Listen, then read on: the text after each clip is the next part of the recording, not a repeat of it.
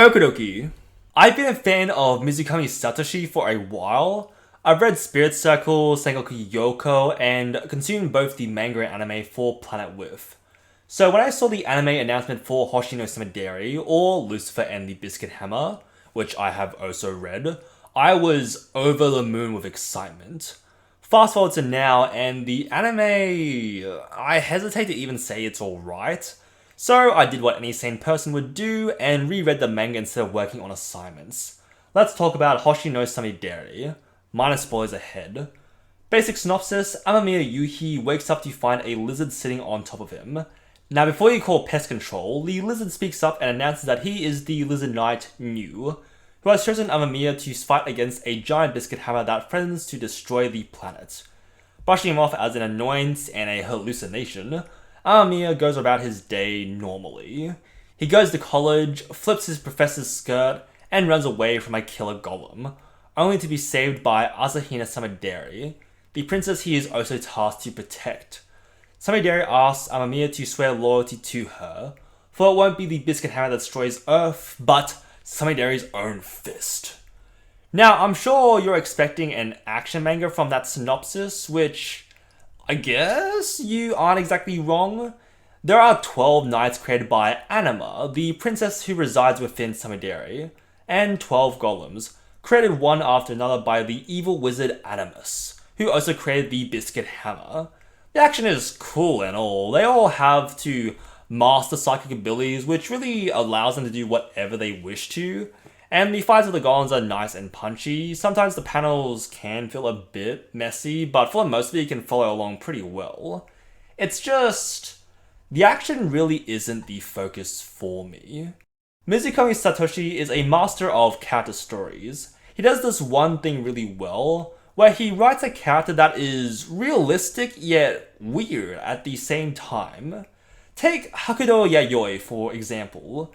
Chosen as the Snake Knight, Yayoi is a normal girl. She enjoys anime, she probably cosplays, she sword fights with a homeless guy who seems to know a bit more than he lets on, and she's granted a wish as reward for fighting to protect Earth. And the thing she asks for is that may all her family members die with a smile. It's a bit morbid at first, but as we let it stew, we come to understand that with the fate of the world at risk, actually, even without the end of the world nonsense, we're all destined to die anyway. Being able to die with a smile would mean living life with no regrets, something we all hope to accomplish. This is a gross oversimplification of her character, and every character has a unique flavor to them. Mizukami Satoshi is able to blend together eccentricity with normalcy so well that it creates people that actually feel like real people. No one is 100% normal or 100% absurd. We all have that mix of peculiarities that make up what we are. We are weird ones, you and I. Whether you're a normal police detective solving cases one after another, or a godlike being destroying the earth one after another. The story has to be mentioned as well. Mizukami Satoshi loves to weave his relatable story beats with fantastical settings.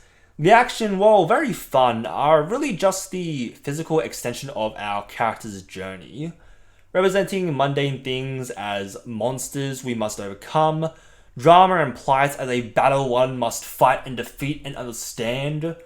Which, I guess you could say the same for a lot of stories, especially shonen. Battle manga is just the manly way for young boys to express their feelings, but I feel like this holds especially true to Mizukami Satoshi. Action is just another way to elicit that raw emotion that comes with being alive, to take those messy feelings and lay them out in a way that we can make sense of and feel better about ourselves. There's also fun moments as well. I wanted to point out the Horse Knight's backstory, Nagamo Soichiro. When we first meet him, he coolly declares that he is unemployed. Gagan! Later we discover that he is not a NEET, but instead a detective, and we have a flashback to see the big reason why he decided to quit such a job. His colleague and fellow detective Hiwatari is actually a bit of a psychic herself, being able to see glimpses into the future through her dreams. Anything she sees in her dreams is bound to happen, and her latest precognitive vision sees a phantom slasher cut a young boy's arm. As they are staking out the location of the crime, the slasher appears, and Hiwatari jumps out to protect the boy, being slashed alongside him before Nagamo takes the phantom slasher down. Back at the police office, we find that Hiwatari's cut is actually pretty shallow, and both are gonna walk away a-okay. And then we see the culprit walk out with the police chief, escorting his now revealed son out as a way to cover up his crime. Nagamo, consumed with anger, walks out and strikes the young would-be murderer, and Hiwatari follows after to kick the section chief as well. The section chief simply stands up and acknowledges their anger, informing that his son's punishment will be to be sent out to become a tuna fisher so that he can reflect on his crimes and be disciplined. Later on, Nagamo tries to climb onto his horse, who has actually been there since the start of this flashback, only to be thrown off and injure his back. Nagamo took sick leave for a week, and after mulling over his annoyances with this job, he decided to quit. And that's it. That's really it. You may have noticed this, you may not have, it may have been harder to see through my retelling, but we've been kind of led to believe that there was a much bigger, more dramatic reason for Nagamo to leave his job. Hiwatari was not tragically killed saving a young boy's life. Nagamo was not fired for attacking the section chief's son, nor did he leave because of Hiwatari being fired for attacking the section chief himself, or because he could not stand the corruption that shrouds the police force. Sure, there may have been parts that played into his final reason, but at the end of the day, he just didn't like his job anymore. It greatly subverts the expectations of Nagamo's reason why for hanging up the police badge. It's fun stories like this that really adds to Mizukami Satoshi's writing. There is one thing though, you'll notice that this manga is a little bit pervy, and I feel that fanservice doesn't really belong in this series, especially when the art style isn't particularly sexy. With a story like this, it makes sense because it's kind of a young boy's wet dream to save the world. You can see that sentiment permeate through a few of the characters. But the story is incredibly strong on its own and really could have done without it. I don't mind it though, you kind of learn to black out fanservice when you become a level 100 weeb like me. I'm not going to complain too much about seeing what the animal of the week is, but I know people get annoyed about that stuff sometimes. What Hoshi no Samidare really is a story about being alive, what it means to exist, to live through what life throws your way. Traumatic childhoods, the loss of loved ones, the glee of wanting to destroy everything because you can. Every character, no matter their age, has that youthful playfulness at heart, as they play heroes versus monsters in the grand spectacle we call life. It's a coming-of-age story that brought tears to my eyes even during the reread, which is kind of funny because I mentioned I'm not a fan of coming-of-age stories. Although, I think that actually might be a video I recorded as a backup, so it might come out way after this one, which is kind of fitting with the nature of the story. The timeline is all messed up! And to come back to the disappointment that is the anime, the animation for this is just of a very poor quality.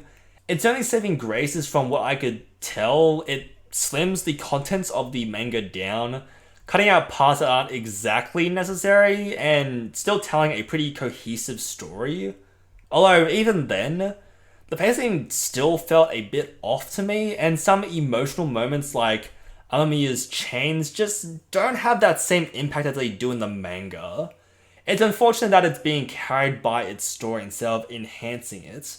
It's fine if you simply wish to relive the manga again, but I would still recommend just picking up the manga again. 65 chapters is not that long. Hoshi no Samidare deserves better, and I hope you all decide to read the manga after this. Thanks for watching, I'd love to see your thoughts in the comments below. Like and subscribe for more content, let me know if there's anything you'd like me to cover. I like to talk about anything that interests me. That's all I want to say. I hope you all have a good rest of your day.